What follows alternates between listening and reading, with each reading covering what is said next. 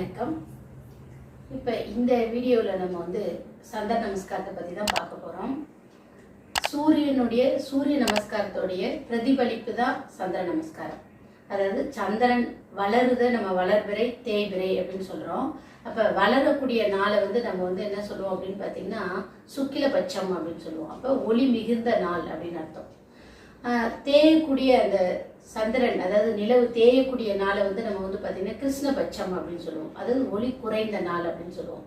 அப்போ ஒளி குறைந்த நாள் அப்படின்றது சிவன், ஒளி மிகுந்த நாள் அப்படின்றது சக்தி. அப்போ சிவன் சக்தி எந்த அளவுக்கு முக்கியமோ அதே மாதிரி இந்த சூரிய நமஸ்காரமும் சந்திர நமஸ்காரமும் ரொம்ப முக்கியம். இந்த ரெண்டுமே நமக்கு உடல் வலிமையும் மன வளத்தையும், அதாவது மன வலிமையும், உடல் வலிமை மன வலிமை, இந்த ரெண்டையும் கொடுக்கக்கூடியது இந்த ரெண்டுமே. அதனால இந்த ரெண்டையும் செய்யறது தான் நமக்கு சிறப்பு. இன்னொன்று பார்த்தீங்கன்னா நமக்கு சூரிய நாடி அப்படின்னு சொல்லுவோம். அதாவது இடகலை பின்கலை அப்படின்னு சொல்லுவோம். அப்போ சூரியன்லேருந்து வரக்கூடிய ஆற்றல் வலது நாசி வழியாக போய் உடலுக்கு உயிர் சக்தியை கொடுத்து இப்போ உடலை இயக்குது. அப்போ சந்திர நாடி அப்படின்னு சொல்றது சந்திரன்லேருந்து வரக்கூடிய ஆற்றல் இடது நாசி வழியாக உடலுக்கு போய் நம்ம உடல் முழுவதையும் மனோ சக்தியை கொடுக்குது. அப்போ எப்படி அப்பா அம்மா எவ்வளோ முக்கியமோ அதே மாதிரி அப்பா அம்மாவுடைய ஆற்றல் நம்ம உடம்புக்குள்ள சூரியனாகவும் சந்திரனாகவும் இயங்கிக்கிட்டு இருக்கு. அப்போ இந்த சூரிய நாடி சந்திர நாடி ரெண்டுமே மாறி மாறி இயங்கினாதான் நமக்கு உடல் ஆரோக்கியமும் மன ஆரோக்கியமும் அதை பொறுத்து தான் அமையுது. அதனால தான் என்ன பண்ணாங்க, அந்த காலத்துலாம் பார்த்தீங்கன்னா கல்யாணம் ஆனாலும் சரி, அதாவது சீமந்தம் அப்படின்னு சொன்னாலும் சரி, அந்த பெண்ணுக்கு ஜடை தைப்பாங்க. அப்போ ஜடை தைக்கும் போது சூரிய பிறை சந்திர பிறை அப்படின்னு மாற்றி வைப்பாங்க. அதாவது வலது பக்கம் சூரிய பிறை, இடது பக்கம் சந்திர பிறை அப்படின்னு வச்சு என்ன அதனால அது உள்ள என்ன கருத்து சொல்ல வராங்க அப்படின்னு பார்த்தீங்கன்னா நம்மளுடைய இடகலை பின்கலை, அப்போ இந்த ரெண்டுமே நல்லா இயங்கினாதான் நமக்கு இங்கே சுழிமுனை அப்படின்னு சொல்லுவோம். அந்த ரெண்டும் சமநிலைக்கு வரும்போது இந்த சுழிமுனை ஓப்பன் ஆகும். அப்போ சுழிமுனை ஓப்பன் ஆச்சு அப்படின்னு சொன்னாதான் இங்கே இருக்கக்கூடிய பிட்யூட்டரி கிளாண்டு நல்லா ஆக்டிவேட் ஆகும். அப்போ ஆகும்போது என்ன ஆகும்னா பிட்யூட்டரி கிளாண்டு தான் நம்ம உடம்புக்கு தலைமை சுரபி, மாஸ்டர் கிளாண்டு அப்படின்னு பேரு. அப்போ அது என்ன ஆகும்னா உடல் ஆரோக்கியத்தையும் மன அமைதியையும் கொடுக்கும். அப்போ இந்த ரெண்டு கலையும் நல்லா இருக்கும்போது தான் நமக்கு அதுக்கப்புறம் பார்த்தீங்கன்னா சந்திரப்பிறை சூரிய பிறை வச்சு இங்கே நம்ம நெத்தி சுட்டின்னு ஒன்று வைப்பாங்க. அதுக்கான ரீசன் என்ன அப்படின்னு பார்த்தீங்கன்னா இங்கே மன அமைதி கிடைச்சி மனதை மேலே கொண்டு போகும்போது தலை உச்சியில் பீனியல் கிளாண்டு அப்படின்னு ஒரு கிளாண்டு இருக்குது. அந்த கிளாண்டு ஆக்டிவேட் ஆகும்போது மனம், அதாவது மன அமைதி, தூக்கமின்மை, எல்லா பிரச்சனைக்கும் ஒரு தீர்வு எங்கேருந்து கிடைக்கும் அப்படின்னு பார்த்தீங்கன்னா இந்த பீனியல் கிளாண்டு தான். அப்போ மறைமுகமாக நமக்கு என்ன கொடுத்துருக்காங்க அப்படின்னு பார்த்தீங்கன்னா இந்த சூரிய நாடி சந்திர நாடி இந்த ரெண்டையும் இயக்கினாதான் நமக்கு சுழிமுனை அப்படின்னு சொல்லக்கூடிய அந்த நாடி நல்ல இயக்கத்துக்கு வரும். அப்படி வந்தாதான் நமக்கு பார்த்தீங்கன்னா உடல் அமைதியும், அதாவது உடல் நலமும் மன அமைதியும் இருந்தால் தான் அவங்க குடும்ப வாழ்க்கையில் சந்தோஷமாக இருக்க முடியும். அதே மாதிரி பார்த்தீங்கன்னா சீமந்தத்துலேயும் அந்த ரீசனுக்காக தான் வைக்கிறாங்க. அப்போ என்ன ஆகுனா ஒரு பெண் உடல் அளவுலையும் சரி ஆரோக்கியமாக இருக்கணும், மனது அளவுலையும் சரி அவ நல்ல ஆரோக்கியமாக நல்ல சிந்தனைகள், அதாவது நல்லதை விரும்பி இயக்கக்கூடிய மனப்பக்குவம் அப்படி வரும்போது என்ன ஆகுனா அவன் வயிற்றுல வளரக்கூடிய அந்த குழந்தைக்கு என்ன ஆகுனா உடல் ஆரோக்கியம் இருக்கும், நல்ல அறிவு திறன் இருக்கும், நல்லா அந்த குழந்தை நல்ல ஒரு அழகான தெளிவான ஒரு குழந்தையா இருக்கும். அப்போ அதனால தான் மறைமுகமாக நமக்கு இந்த சூரிய நாடி சந்திர நாடி, அதாவது அந்த ரெண்டை பற்றியும் பெருமையை நமக்கு மறைமுகமாக நம்ம முன்னோர்கள் நமக்கு கொடுத்துட்டு போயிருக்காங்க.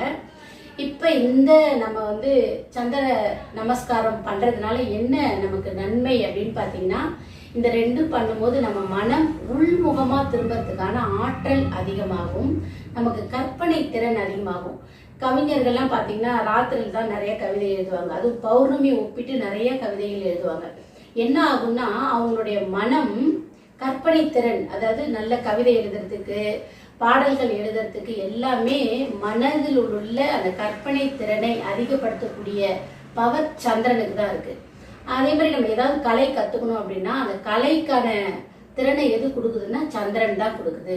அப்போ சந்திர நமஸ்காரம் நமக்கு பண்ணும்போது என்ன ஆகும் அப்படின்னு பார்த்தீங்கன்னா நம்ம எண்ணத்தை ஒழுங்குபடுத்தி மனதுக்கு நல்ல ஒரு, அதாவது மன தெளிவை கொடுக்கும். மனதுக்கு ஒரு தெளிவை கொடுக்கறதுல மனக்குழப்பங்கள்லேருந்து நம்மளை வெளியில் கொண்டு வரும்.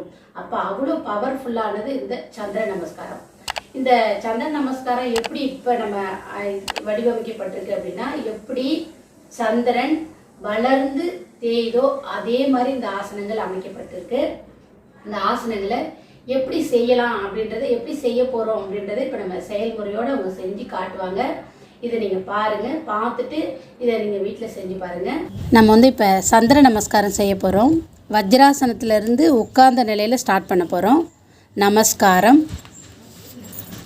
வஜ்ராசனம், சசங்காசனம், புஜங்காசனம், பர்வதாசனம், ஆஞ்சநேயராசனம், பாதஸ்தாசனம்,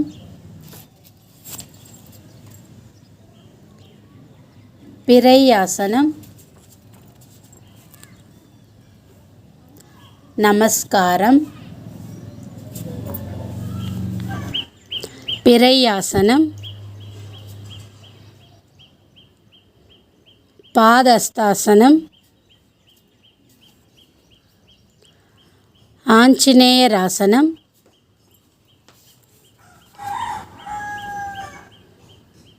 பர்வதாசனம், புஜங்காசனம்,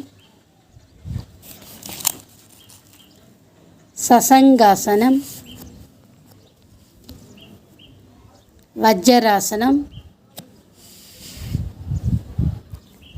நமஸ்காரம்.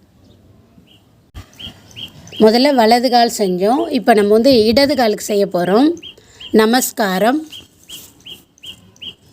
வஜ்ராசனம், சசங்காசனம், புஜங்காசனம், பர்வதாசனம், ஆஞ்சநேயராசனம்,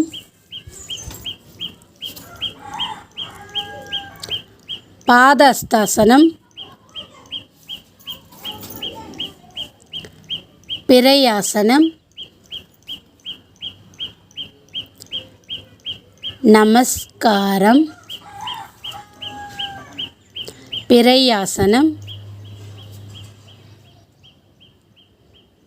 பாதஸ்தாசனம், ஆஞ்சநேயராசனம்,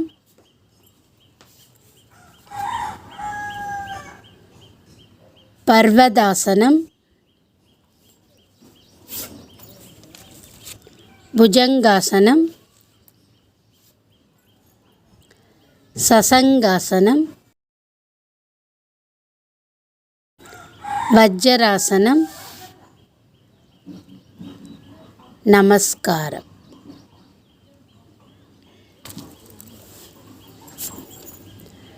செஞ்சு பாருங்கள் வீட்டில். நன்றி.